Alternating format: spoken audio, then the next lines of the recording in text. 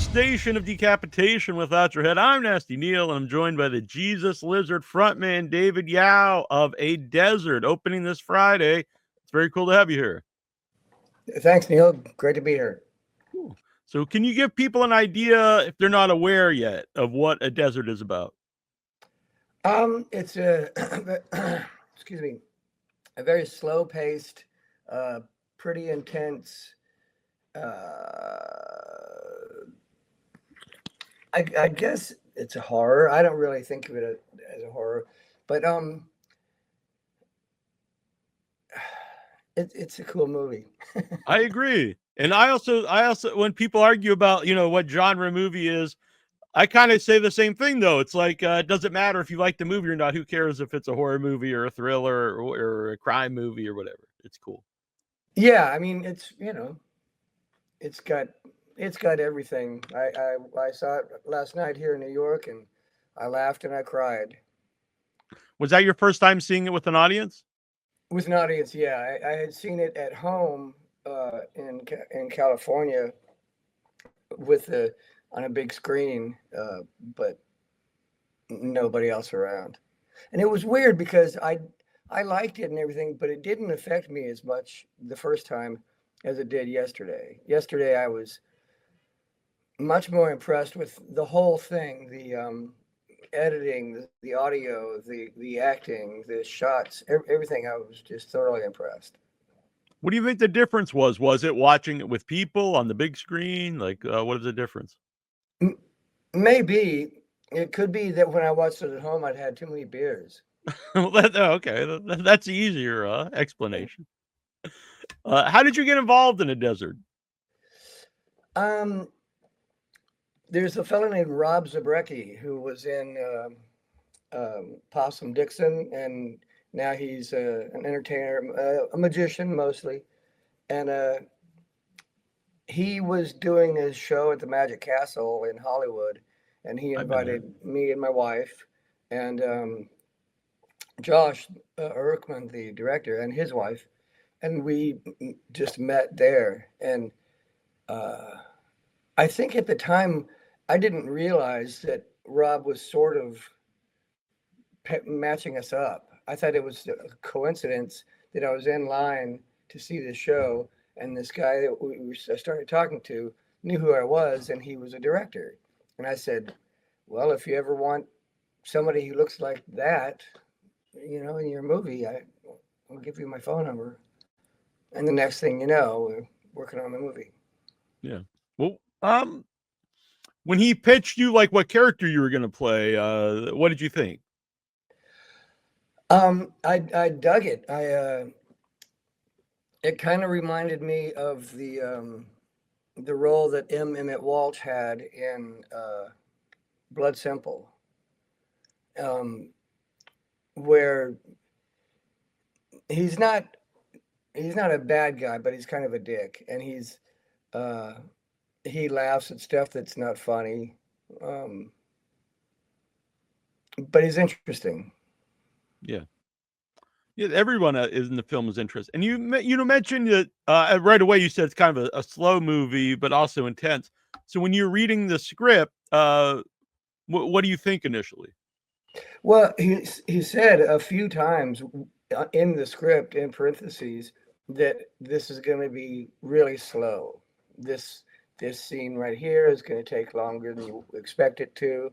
Um, just all kinds of reiterating that this is not going to be a fast-paced movie, which I love it. I mean, like Yeah, I don't mind either. Eyes Wide Shut. Hmm. Stanley Kubrick. That's a slow-ass movie.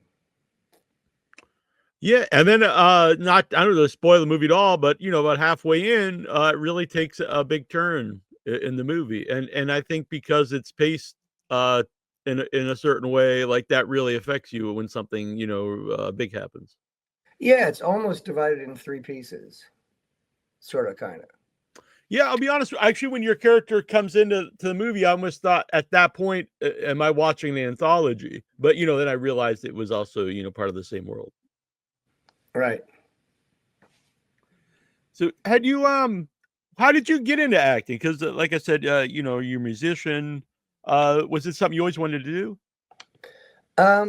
I did some acting in high school and college, but then punk rock came along, and I was no longer concerned with acting. And then when I moved to Chicago in 1988, I became friends with a film director there named Jim Sikora, and we did a couple little teeny tiny little films together. And then about 22 years ago, I moved to California and just kind of like expressed interest in acting. Uh, yeah, and I ended up being fortunate enough to get a manager and an agent, and they've been very helpful. And um, yeah, so now I don't know what will happen. I no longer live in the United States. I didn't Um, know that. I don't have any idea like what the acting climate is like in Europe, but we'll see. Yeah. Well, hopefully that turns out well for you. And what's the because they're both creative outlets, but one is if it's alive, it's obviously like immediate with the people there. What is the differences like just between the creative outlets? Like which is more fulfilling to you, or what's the differences? Um, the similarity is that they're both performance. The difference is that with the band, with the Jesus Lizard, I can do anything I want at any time. I can change the words. I can not sing at all. I can just unplug the microphone and go to the other room or whatever. Um, and then with acting, there's typically very specific instructions and parameters that you um, have to do. Yeah. um, yeah, and acting also it's interesting because you're trying to not be yourself. You're unless you're playing yourself, you got to be doing somebody else. And but with the shows, live shows, it's uh, it's just me. Yeah. And obviously you have a director, which you don't have when you're doing your own show. So was that hard to get used to since you are like you come from the punk world, so it's kind of like you're saying doing whatever you want, and then to go to movies where you do have someone who's maybe trying to shape your character, like, oh, we'll try it this way. I enjoy that. That's kind of Hmm. I think the job of an actor is to make the director's dream come true. And you should discuss the character and collaborate and mold the character and shape it and stuff. But I think the final goal is to make the director happy. So what was Josh like as a director? And I saw this as his first feature film, so congratulations to him. I saw he made a lot of cool shorts, but this is a great feature for his premiere, his debut. Yeah, it was fun. It was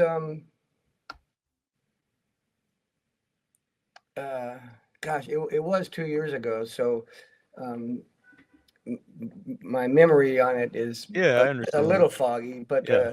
yeah, it was a blast working with him, and there were no like quarrels or any difficulties or stuff.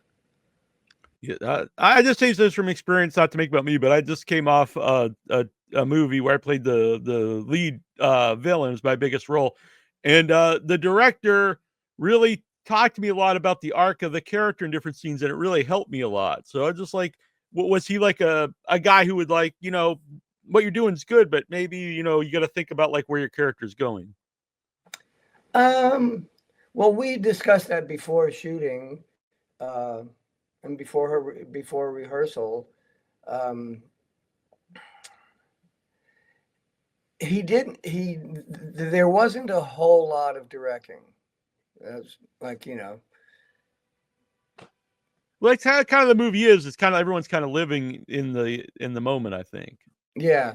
And like you said, the everybody's interesting, good. I think Zach is just incredible. Yeah, and that what's amazing about Zach is like when I looked him up afterwards, he looks nothing like he does in the movie, and I was like, "Is that even the same guy?" I was like, "Wow," because he really is a completely different character in the movie, which is probably a good thing. I assume if he was like he is in the movie in real life, you probably wouldn't want to be around him too much.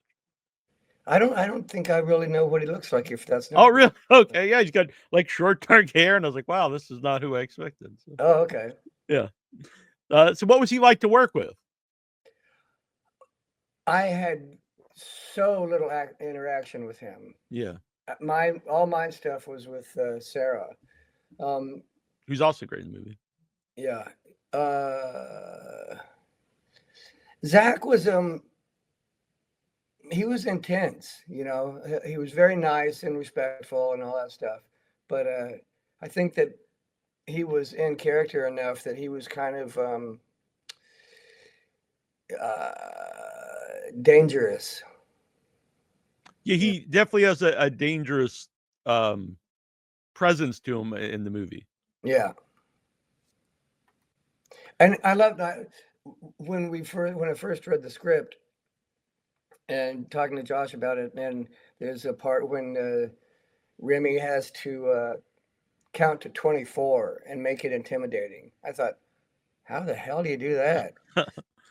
Like he did. Yeah. Was it just written that way in the script, like make it intimidating? Or? I don't remember. Yeah. I think it did say something along the lines of, you know, this creepy guy is just going to count to 24 and it's going to freak you out. Yeah. Well, I think that's interesting to script it that way because it kind of leaves it up to the actor to do his job. Like, how am I going to do this and pull it off? Yeah. A lot of cool locations because they all feel like real. Everything feels, lived in. And so like the abandoned house, was that just like an actual abandoned house? Where he was born. Yeah, were you're going around taking pictures at one point? Well, there was an old abandoned military base that we shot at. A couple other like sort of warehouses that were in Los Angeles. There's a couple of places when you see both Alex and also my character, and there's these huge big dunes. That's Kelsey or Kelso Dunes, which is I don't know 2.5 hours east of Los Angeles. And the day that we were shooting there, it was 121 degrees. Damn. Yep. And you're wearing a suit, I think, in the movie. Maybe I I don't was know, but in a yeah, polyester suit. Yeah. yeah. So that that adds a lot to the heat factor. Yeah. Does that help you as an actor to get into the character? Um, it just yeah, it helped the sort of realism of the situation, the presence and the here and now of it all. Mm-hmm. As a musician, what do you think of the score in the movie, the music in the movie? It's great. The stuff that Ty Siegel came up with is really good. It sometimes it's just sort of almost calming. Sometimes it's creepy and weird. I think the sound is great throughout. I was saying to Josh last night that uh, in the very beginning, before there's even a word of dialogue, and Kai is or Alex is going through those places, the way the sound changed as he was moving, I thought was impressive. And Josh said that he and the audio guys had spent a lot of time figuring that stuff out. Is he somebody you would like to work with in the future, Josh? Would you like to work with him again? Absolutely, absolutely. I assume he was at the premiere. He was. He didn't go to. He didn't attend the film though. He didn't watch the movie. He said he's sick of it. I can understand. I don't know if you're around the movie for so long as writing it, directing it, and then the editing process. I could see after a while you don't even see it as a movie. Yeah, I almost don't understand how it's possible to even edit a movie because you literally have seen these scenes hundreds of times. So I don't know how accurate your judgment of how these scenes cut together is, you know. For instance, the Japanese movie The Grudge, Mhm. when I first saw that, it had a very strong effect on me. Some of the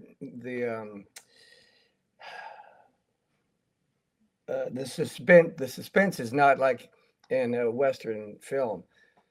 But the second time I saw it, it was nothing. It was like it was boring, and Yeah, so because you I know don't. what's gonna happen at that point. Yeah. Yeah, That's interesting because there are movies like The Sixth Sense or something where it's like the first time you watch it, like, oh, what's gonna happen, whatever, and then after well, maybe you could watch it and like look for the little clues or something, but there are movies that just don't really work on a second viewing. right. And in these days where you can stream or have a DVD or a VHS or whatever and watch a movie as many times as you want, I like films that have repeatability. Hmm. Yeah. What kind of movies? Well, it's a horror show, but you could talk about any kind of movies. Well, what kind of movies are you into, and kind of like made it like maybe this is something I would like to do at some point? Um, just about anything, you know. I would like to test the waters of whatever I'm capable of. Uh, it does seem like the majority of the time, whenever I get cast, it's a bad guy, which is funny because I'm the nicest son of a bitch you'll ever meet. Yeah, and I have to believe it if you tell me that, right? So, Yeah, is it fun to play the bad guy? yeah, it is. It's weird to shoot people because like as a kid playing Cowboys and Indians, you go, pow, pow, pow. You're not supposed to make that noise when you pull it when you shoot a gun, Right, right. and it's difficult to not do that. Yeah, that's very funny you say that. I agree. Yeah, it's just an instinct to say that. For maybe in the future, kids won't do that because I don't know if they play with. You're probably not allowed to play with guns out, but for people who grew up playing with toy guns, yeah, it's just Yeah, instinct to go bang bang or pow pow. yeah. Oh, that's pretty funny. How about just as a viewer, what kind of stuff do you like to watch? Um, Gosh, um, I like creepy stuff. Anything by Stanley Kubrick. Um, Robert Eggers can almost do no wrong. Um, Scorsese, uh, great, great actors like John Turturro or uh, Benicio del Toro. Um, Even like Brad Pitt. He's so handsome. It just doesn't seem fair that he's And he's also also good. a Yeah. good actor. Uh-huh. It's you shouldn't get to have both of those. But Yeah. look at the difference between 12 Monkeys and Burn After Reading. He's incredible. Yeah, or the Quentin the recent Tarantino movie, Once Upon a Time in Hollywood. Like, yeah, he's great in that movie. Yeah. Yeah. So yeah, I agree. I agree. I feel slighted now. It's like you can't have both things. Not I fair. think Yeah. you're onto something here. Yeah. I've heard comedians say that about some like good looking comedians too. It's like it's not fair. It's like funny guys are supposed to be ugly, not also Yeah. handsome. That's true. Yeah, I know it was 2 years ago, but do you have any memory of like what would have been the hardest scene for you to shoot? The hardest thing for me to shoot was when I was first meeting and talking to Sam and tell the story about, the guy who was fucking the stripper. Uh, that's a relatively long monologue, and I had some difficulty with it. That's interesting because in my mind, like you have to remember so many lyrics for like different music. So what is the difference then between like you remember all your lyrics for the music and remembering dialogue? Um, well, typically rock music it's kind of more repetitive than the script would be. Hmm. Um, And you have the music cues, I guess. yeah, that hopefully helps. Not Right. always. Um, God, I don't know. Um, I don't. Good question. I don't know. Yeah, I don't know. I don't know. Just in my head, I'll be like, well, that might have been a strength for you going to acting because you have to remember multiple songs, not like just one song. So, but maybe it's completely different. I don't know. But also, like most all those songs I wrote the Oh, words to. okay, so they're like So personal to you. So, yeah, yeah, yeah. it'd be a totally But different thing. but that scene where Harold is telling that story, it shouldn't have been that difficult for me because it's a very linear story, and it's like these all these things that happen in the story and they lead into each other, you so I don't know why I had so much difficulty um, with that. Maybe just the sheer size of it. Yeah. Were you happy seeing it on the big screen? Yeah, yeah, it's all right. I thought you did a great job. Not just because you're here sitting with me talking, but I thought I really love the movie. It's my kind of movie. I like something I would recommend not really even reading about the movie, just going and watching it and letting it play out. Absolutely. Not knowing, I would rather not know anything about a film before going to see it. Yeah, that's why I like festivals a lot. I go to a lot of festivals. Is a lot of them I don't know about much about. You just go in and watch them. Yeah. Where are you? I'm in Massachusetts. Okay. Where did you move to, if you don't mind me asking? Porto, Portugal. Oh wow, all right. Was there any reason? Uh, well, America sucks right now. Uh-huh. Um, I assumed that was the reason, but I didn't want to bring it up in case it wasn't the reason. yeah. Um, yep. That's why. Also, Alright. the cost of living is a third of what it is here. Like for lunch today here in Manhattan, I had a beer and a piece of chicken for $70. Yeah, it's really insane. Yeah, well, I was on this movie set, and yeah, we'd go out for even pizza, and because we filmed a little bit in New York, and yeah, it was like $15 for 2 slices of pizza. I was like, Jesus, that's cool. Yeah. Yeah, you go broke just eating. Yeah. Lose some weight. Right. So Dark Sky Films, I'll post the link here. It lists the different places you'll be able to see a desert in a theater, which I do think is, if you can, that's always the best place to see a movie. Not just the big screen and you got people, but also the music, because you can feel the music around you when you're in the theater. Absolutely, for sure. And some people, I've never been one for going to movies alone because you want to discuss it afterwards. That's true. Yeah. Now, if you do go alone, I guess with the computer, with the internet, you could go and maybe find some other people who saw the movie and talk about it. That's true. I Yeah. and earlier I mentioned Eyes Wide Shut. When that came out, I was living in Northwest Indiana, south of Chicago, and the Melvins were on tour, and they came and stayed at our house and stuff. And we went to see Eyes Wide Shut in their van.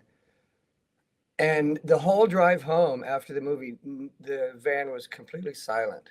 Nobody said anything, which I thought was really weird and cool. Yeah. Like, I mean, there was what? There were 9 people in the van, and nobody said anything. Did anyone ever break the ice and just start talking about the movie? I Just think when we got back to the house, we discussed it. yeah, interesting. Yeah, Yeah, I wonder why that is. It just no one wanted to say what they thought, or everyone was just thinking about it. yeah, that's my guess. And I won't talk a lot about it because we're here for A Desert, but I did see you're in the upcoming Toxic Avenger. And is there anything you could just say about that? And are you happy it's getting released? Because there's a lot of talks it was not going to ever come out. I'm very happy it's getting released. It broke my heart when it looked like it was not going to happen, because Macon Blair, the director and writer, put so much time and effort and, you know, love and compassion and everything into it, that it was just awful to think that it's not going to be released. And plus, it's got, you know, Kevin Bacon and Elijah Wood and Peter Dinklage. What's the problem? And I think the Yeah. movie's hilarious. Um, Even the trailer, when the guy says, the news reporter is interviewing the guy, he goes, he tore his arm off like it was wet bread. And I thought that was hilarious. Yeah. And yeah, and I'm proud of my performance as the sort of homeless bum who lives out in the woods. I'm looking forward to it. I've heard from people who love the original, like myself, who saw it at one of the festivals that ran at, like maybe Beyond Fest, and they were big fans of it, and that's a good sign, because usually people, you know, there are people who are against reboots, remakes, whatever, but it looks great to me, and I've heard good things, so I'm looking forward to it. Yeah, because it's not a remake; it's Mm-hmm. a complete reimagining. Yeah, and I have a little Toxic Avenger painting up here a fan sent me, so I'm a big fan of the original, Oh, so I'm looking cool! forward to it. All right, well, this was really cool to have you on. My I pleasure, enjoyed Neil. talking. Yeah, and I hope to see you in more stuff. I know you're in. I don't know anyone in Portugal, or I'd say go hire this guy. But hopefully it works out for you. Yeah, well, thank you. Yeah. All right, and I'll talk to you soon. Everyone, go see A Desert. Seriously, it's great. Everybody go see it. Yeah, right now. Well, Except when it comes out. it's not for kids. Well, there you go. All right, fair enough. Fair enough. Like David Sims, the bass player from the Jesus Lizard, is coming to the screening tonight, and he was going to bring his son, but then after seeing the trailer, he chose not to bring his son. Yeah, yeah. All right, fair enough. The punk rocker here is telling people not to bring your kids. So Yeah, that's yeah, right. yeah. If it's up to me, I'd be whatever. But you're probably right. You're probably right, David. Well, All right. well, thank you, Neil. Yeah, thank you.